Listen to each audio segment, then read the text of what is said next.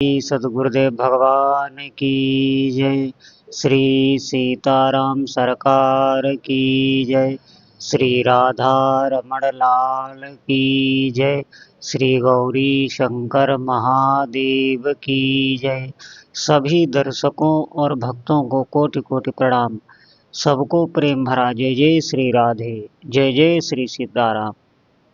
जितने भी साधक हैं, जितने भी उपासना कर रहे हैं, सत्संग को सुन रहे हैं, बहुत ध्यान पूर्वक इस बात को सुनेंगे, अवश्य ही आपके जीवन में कोई भी संशय नहीं रह जाएगा।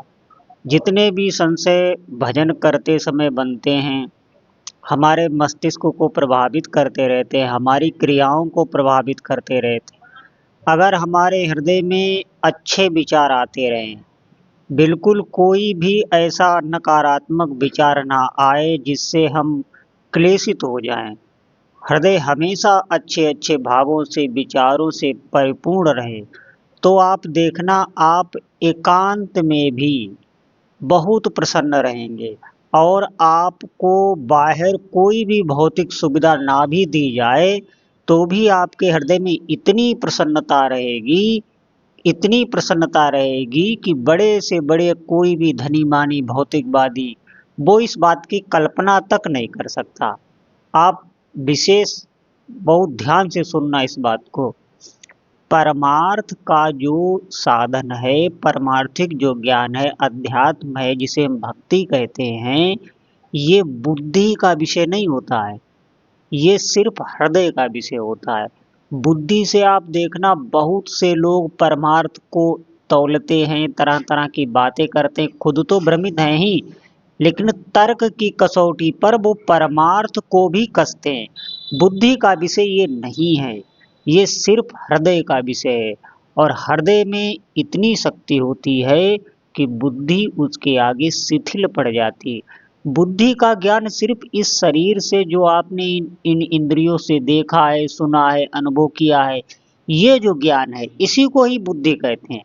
आप कभी वो कल्पना नहीं कर सकते जो कभी आपने सुनी ही आज तक ना हो, देखने की तो बात बहुत दूर। तो आप देखना, उसकी आप बुद्धि से कल्पना तक नहीं कर सकते। बुद्धि सिर्फ इस शरीर के ज्ञान तक सीमित रहती है। इस शरीर से, इंद्रियों से जो भी आपने देखा सुना, उसी का चिंतन मनन करके, विचार करके ये बुद्धि तर्क करती है। अब आप देखना, हृदय के जो भाव होते हैं वो बहुत श्रेष्ठकारी होते हैं, उनके आगे बुद्धि कुछ नहीं होती। जैसे आप संसार में भी देखना, कोई दो स्त्री पुरुष अगर आपस में प्रेम करने लगते हैं तो वो हृदय का ही विषय होता है। तो वहां पर देखना आप, वो अपने शरीर तक को नष्ट कर डालते हैं, फांसी पे झूल जाते हैं, ट्रेन के आगे कट जाते हैं, किसी जलाशय में कूद के प्राण दे देते हैं कि मेरी अमुक से शादी नहीं हुई, अब मैं अपने प्राण दे दूं। ये हृदय का। अब हृदय में ऐसा आवेश आया जो बुद्धि उनकी शिथिल पड़ गई, काम ही नहीं करती। तो ये तो अध्यात्म है, परमार्थ है। यहाँ पर जब बुद्धि थक जाती है, जब वो यहाँ पर रोता है, अब आप बहुत ध्यान से सुनना, कोई भी साधक है, वो जब तक रो रो के अपने इष्ट देव के आगे उनको पुकारता नहीं है हृदय से, तब तक उसका काम नहीं बनता। साधक, अब रोने वाले तो आपको देखना साधक बहुत मिल जाएंगे जो भगवान के आगे रोते हैं। आप देखना, प्रभु के आगे, उनके विग्रह के आगे जा के रोने लगते हैं, या उनके संकीर्तन में, या भगवान की कथा में। तो रोने का भी भाव बहुत अलग अलग है और बहुत सूक्ष्म है, इसे सब कोई नहीं समझ सकता। अब आप ध्यान देकर सुनना, जो प्रभु के लिए, अपने इष्ट देव के लिए रोते हैं, उनको पता नहीं चलता कि वो क्यों रो रहे हैं, क्यों उनके भीतर रोना आ रहा है। ऐसा उन्हें लगता है कि एकांत में जाके खूब बहुत देर तक खूब तेज दहाड़ मार कर रोना है। ऐसा उनके भीतर कभी कभी भाव आता है। ऐसा वो करते नहीं, लेकिन ये भीतर भाव रहता है, हमेशा उनके भीतर भाव एक करुण रहता है। प्रभु के लिए एक विरह उनके भीतर व्याप्त हो जाती है ये होती है प्रभु के लिए। सिर्फ प्रभु से जो प्रेम करना चाहते, जो उनको पाना चाहते हैं, ये उन्हीं की विरह होती है। और ये इसका कारण नहीं पता होता है कि क्यों आंसू आ रहे हैं, क्यों मैं रो रहा हूँ, इसका कारण नहीं पता होता है।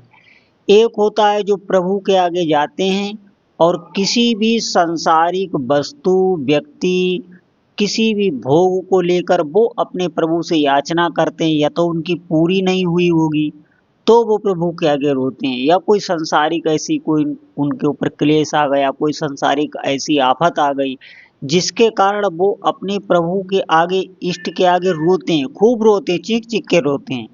लेकिन ये आप देखना, ये प्रभु के लिए नहीं है, तो ये कपट भरा रोना हुआ। ये रोना वो नहीं। आप समझिए इस बात को। जिसके आगे आप रो रहे हैं, आप उसको बिल्कुल नहीं चाह रहे हैं, कोई प्रेम नहीं उनके लिए। आप किसी सांसारिक वस्तु, व्यक्ति या किसी भी रोग दोष के लिए आप प्रभु के आगे रो रहे हैं, तो क्या सबके अंतर्यामी जो प्रभु हैं वो इस बात को नहीं जान रहे? लेकिन वो द्रवित होके उसका जो भी भक्त का कार्य होता है वो कर देते हैं। ये भी साधक उत्तम कोटि के होते हैं तब जब वो अपने इष्ट देव से ही मांगे, उन्हीं के आगे रोए, मिले या ना मिले, हमारे प्रभु हमको दें या ना दें, लेकिन उनके भक्ति में न्यूनता नहीं आती, तो ये उत्तम कोटि के ही साधक होते हैं। लेकिन वो साधक निम्न कोटि के होते हैं जो इष्ट देव से जिनकी मांग नहीं पूरी हुई, तो वो इष्ट देव बदल देते हैं, उपासना बदल देते हैं, मतलब जहाँ उनकी जरूरतें पूरी हों उसी की वो उपासना करते हैं। उनका कोई स्थायी इष्ट देव नहीं है, उनकी वासना स्थायी है, उनकी कामना स्थायी है, उसकी पूर्ति होनी चाहिए। तो ये दोनों भी साधक हैं, लेकिन श्रेष्ठ साधक वही है जो अपने प्रभु को पाना चाहता है, एक बार उनके दर्शन इन आंखों से करना चाहता है। इसीलिए वो जीवन धारण किए हुए, इसीलिए वो साधना कर रहा है और व्याकुल है भीतर से। लेकिन ये व्याकुल होना कोई सांसारिक दुखी जनों की तरह नहीं होता है, उसके भीतर एक अपूर्व शांति होती है, एक अपूर्व आनंद होता है। भगवान के अगर विरह हो जाए तो उसमें हृदय बहुत शांत होता है, उसको वाणी से कोई कह नहीं सकता। एक छटा भी अगर भगवान के प्रेम की किसी जीव के भीतर आ जाए तो उस जीव के आसपास जितने भी जीव हैं वो सब शांति का अनुभव करने लगते हैं। जो भी पशु तक उस भक्त के पास जाएगा वो भी शांति का अनुभव करने लगेगा। भगवान की विरह ये कोई संसारिक क्लेश की तरह नहीं है, ये बहुत सिद्धिदायक है और बहुत साधना के बाद हृदय में जागृत होती है। लेकिन हमको निराश नहीं होना है। एक बात आप ध्यान रखना, अगर आपने ये भाव बना लिया कि बहुत साधना करने के बाद प्रभु मिलते हैं, बहुत साधना करनी पड़ती है तब भगवान की दर्शन करने की आकांक्षा, उत्कंठा उत्पन्न होती है, तो आप इस बात पर ध्यान देना आपके साथ ऐसा ही होगा। क्यों? क्योंकि आपने वैसी धारणा बना ली है, उसी प्रकार आप जीवन जी रहे हैं। और अगर आपका विश्वास ये है कि प्रभु तो द्रवित हो जाते हैं पल में ही, वो सिर्फ भाव देखते हैं, अभी के भाव देखते हैं, आपके पीछे कर्म नहीं देखते कि आप पीछे क्या करके आए हैं, कितने पापाचारी हैं, कैसे कैसे आप कर्म करते रहे। इस समय आप अगर उनको रोक पाएंगे तो प्रभु ये रोना बिलखना देख नहीं सकते, वो तुरंत ही कोई न कोई प्रतिक्रिया आपको देगी, आप अपने जीवन में अनुभव करके रख लेना। तो ये धारणा तो बनानी ही नहीं कि भगवान किसी साधना के वश में है, कोई इतना मानक है कि इतने जप कर लो, इतनी साधना कर लो तब प्रभु मिलेंगे, ऐसा बिल्कुल नहीं है। भगवान आपके हृदय का भाव देखते हैं। अगर आप द्रवित हैं, प्रभु के मिलने की आपके भीतर उत्कंठा हो गई है, प्रबल इच्छा हो गई है, तो भगवान फिर अपना पर्दा हटा देते हैं, वो साधक से दूर नहीं रहते।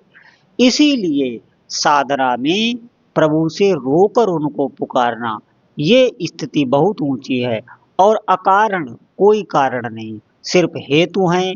अगर वो साधक कामना करता है तो प्रभु के नाम जप में हमारी निष्ठा बढ़े, प्रभु के सेवा में हमारी निष्ठा बने, संतों में हमारी निष्ठा बने, इस प्रकार के भाव का वो सृजन करता है। साधक अगर कभी भी मांगता भी है तो प्रभु से प्रभु की भक्ति ही मांगता है। अब आप कहेंगे तो फिर उसके संसारिक कार्य कैसे पूरे होते हैं? मान लिया साधक कोई संत नहीं, गृहस्थ है, और इस तरीका से अगर वो अपना मानसिकता बना ले तो उसके संसारिक कार्यों का फिर निर्वाह कैसे होगा? ये बहुत लोगों का प्रश्न हो जाता है। आप इस बात पर ध्यान दें। ऐसा अगर उसने सोच लिया, अगर वो प्रभु पर ही निर्भर हो गया, प्रभु को ही चाहता है, संसारिक कोई कामना नहीं, तो फिर उसके सारे कार्य संसारिक स्वतः पूरे होने लगते हैं, उसे कुछ भी करना नहीं पड़ता, खुद प्रभु उसके पूरे करने लगते हैं। इस बात पर आप ध्यान दें, अपने हाथ ही प्रभु पूरे करने लगते हैं, उसे जरूरत नहीं रहती किसी भी कार्य को करने में, प्रभु उसकी सारी जिम्मेवारी ले लेते हैं। और जैसे आप देखना, संसार में ही आप किसी चीज की ज्यादा अभिलाषा, ज्यादा कामना रखेंगे तो वो आपकी कभी पूरी नहीं होती, वो आपसे दूर जाती है। जिस चीज के लिए जितनी ज्यादा आप में आसक्ति होगी उतना ही वो आपसे दूर जाएगी, और ज्यों ही उसकी आसक्ति मिटी, आपके भीतर वो कामना गई, तो वो कामना आपकी देखना शीघ्रता से पूर्ण हो जाती है। यही भाव यहाँ पर भी रहता है। जो साधक अपने को निर्विकार कर लेते हैं, भगवान का इतना भजन करते हैं, नाम का इतना जप करते हैं, और नाम के बदले नाम में ही रुचि हो जाए, ऐसी कामना करते हैं, उन भक्तों के सारी कामनाएं स्वतः पूरी होने लगती। संसारिक कार्यों के लिए कभी भी उसे सोचना नहीं पड़ता। और आप देख लेना, जितने भी भक्त हो गए हैं उनके कार्य संसारिक स्वतः, कभी कभी तो भगवान ने आके उनके कार्यों की पूर्ति की है, खुद भगवान आ जाते हैं उनको उसके भक्त के कार्य को करने के लिए। तो मेरी बात आप बहुत ध्यान से सुनना, भक्ति का मतलब ये नहीं है कि हम भक्ति में हमेशा अपने स्वार्थ को लेकर ही भक्ति करें। हाँ, प्रारंभ में जीव कोई भी हो वो स्वार्थ से ही प्रभु से जुड़ता है। अगर हमारे भीतर हम स्वार्थ के बगैर एक कदम भी नहीं चलते, हम भीतर से भी अगर हमारा मन भी कहीं जाता है, आप देखना, तो वो स्वार्थ को लेकर ही जाता है। जहाँ भी उसे सुख मिलता है, कोई न कोई उसे फायदा होता है, वही मन जाता है, वही अंतःकरण जाता है, फिर हमारा शरीर भी वही जाता है। हम कोई भी क्रिया करते हैं वो स्वार्थ को लेकर ही करते हैं। जहाँ हमारा स्वार्थ नहीं, वहाँ हम जा ही नहीं सकते। हमारा कोई भी कर्म बगैर स्वार्थ के नहीं होता। इसी प्रकार भगवान की भक्ति में भी जीव प्रारंभ में स्वार्थ में ही आता है, लेकिन आपका अगर भजन दृढ़ है, आप भजन में मेहनत कर रहे हो, आप भजन का बहुत अच्छा अभ्यास कर रहे हो, तो आप निस्वार्थ होने लगेंगे, आपकी सारी कामनाएं भस्म हो जाएंगी, और एकदम निर्विकार होके आपको शुद्ध भगवान की भक्ति प्राप्त होगी। जिस भक्ति को लालायित रहते हैं देवता भी, देवताओं को भी वो दुर्लभ है, वो भक्ति इस मनुष्य योनि में प्राप्त की जा सकती है। तो सभी साधकों से प्रार्थना है, अधिक से अधिक भगवान का जप करें। बोलो जय जय श्री सीताराम।